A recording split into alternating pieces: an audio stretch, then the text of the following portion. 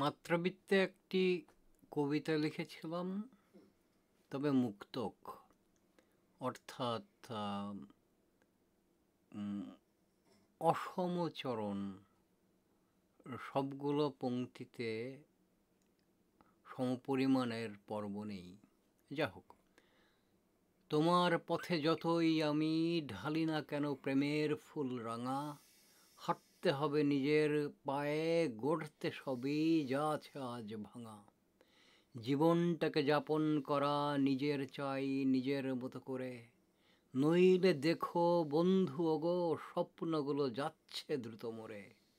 ভালো তো বসে কতজনই, যেমন ধরো পিতৃদেব এবং নিজ মাতা, জীবন তবু নিজের শুধু রুক্ষ পথ, নানান ফাঁদ পাতা।